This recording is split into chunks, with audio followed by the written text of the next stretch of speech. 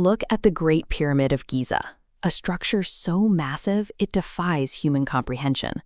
The mechanism behind its creation relies entirely on math. Khufu's pyramid consists of roughly 2.3 million individual stone blocks, weighing a combined 6 million tons. Historical records show it was completed in a strict 20-year window. When you divide that staggering mass by a hard 20-year deadline, you quickly realize this is a brutal test of logistics. To finish on time, the builders had to successfully quarry, transport, and place one multi-ton block every 2 to 3 minutes of daylight, every single day for 2 decades. For over 2 millennia, the Greek historian Herodotus convinced the world this speed was achieved by a brutalized army of slaves. Modern pseudoscience goes the opposite direction, insisting this required levitation, lost technologies, or extraterrestrial intervention. The actual archaeological evidence points to a much more grounded reality. The pyramid was built on 3 distinct pillars: adaptive engineering, maritime logistics, and a massive, well-provisioned labor force. Analyzing the pyramid as a logistical challenge reveals the administrative infrastructure that allowed a Bronze Age society to operate with the organizational complexity of a modern state. The very first constraint is purely mechanical. We have to determine how Bronze Age builders elevated 2.5-ton blocks up to a height of 146 meters. The most persistent historical explanation is the single straight external ramp leading directly to the summit. Geometry immediately breaks this theory. To maintain a workable 8% gradient, a single external ramp would have to stretch for over a mile into the desert. Building that ramp requires a volume of material exceeding the pyramid itself. That doubles the required stone and blows right past the 20-year construction deadline. Recent engineering analysis, including the Cadence Web report, proves the construction method adapted as the geometry of the pyramid changed. This details the hybrid ramp system.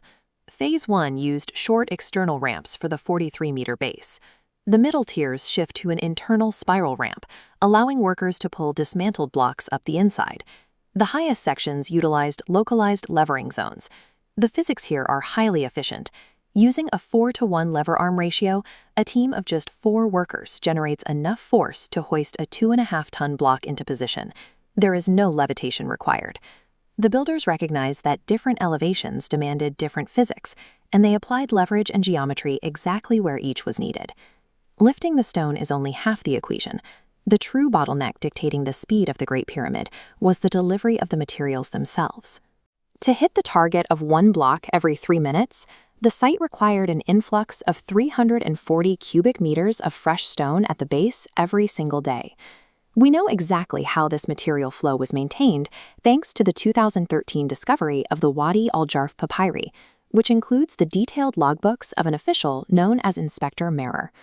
Merer was a middle management logistics officer. His primary duty was commanding a file, a dedicated work crew of about 40 boatmen. Their jurisdiction started at the Tora limestone quarries, located on the eastern bank of the Nile. Merer's logbooks document a strict 4-day transport cycle.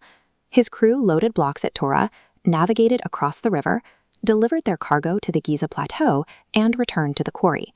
They accomplished this using heavy transport barges called emu. Each one of these vessels carried 10 to 15 massive blocks per trip. To navigate these barges straight to the construction site, they utilized the Aramabat branch, a now lost waterway of the Nile that flowed directly adjacent to the desert plateau. During construction, Giza was an active maritime harbor, featuring a massive dredged basin known as Ro She Khufu. Khufu's vizier, Ankaf, operated this basin like a modern port authority. He directed traffic, managed customs, and coordinated the distribution of materials across the entire site. Executing a maritime supply network on this scale forced the Egyptians to invent complex administrative bureaucracy just to keep the boats moving. With the logistics network mapped, we have to look south of the plateau, to the excavations at Heit el-Ghurab, to find the human engine driving this machine. This workers' town proves the pyramid was built using a corvée labor system. This was a state-mandated labor tax, entirely distinct from chattel slavery. The state recruited farmers from across the country during the late summer and early autumn.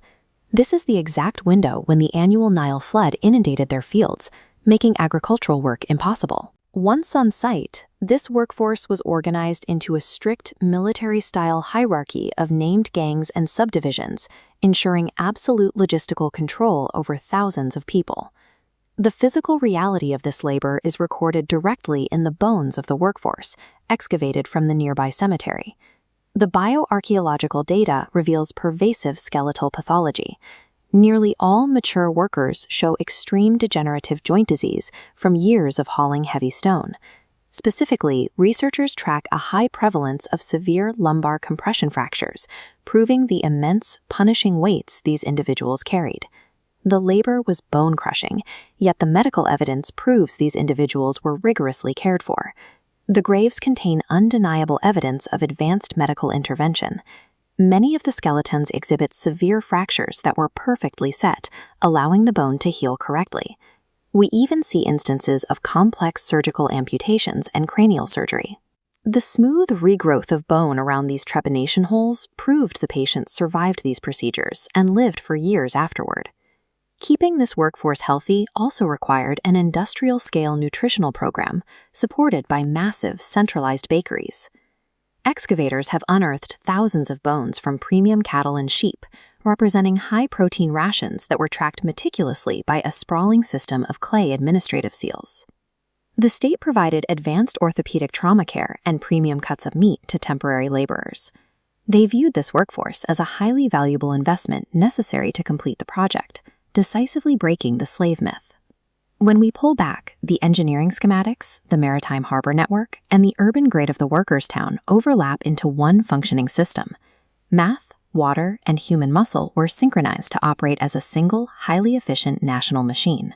The Great Pyramid remains a physical record of a state testing the absolute limits of its own capacity. Its presence validates the power of centralized management over simple physical labor, serving as a blueprint for the architecture of a state. The act of dredging those harbors and managing the daily ledgers for thousands of laborers actively forged the bureaucratic foundation of the Egyptian government. By pulling farmers from isolated villages and rotating them through these massive crews, the state integrated a disparate population into a single, centralized workforce. This shared experience across Egypt provided the common cultural ground necessary for a unified national identity. The logistics required for this project served as the primary economic catalyst for the formation of a unified Egyptian state.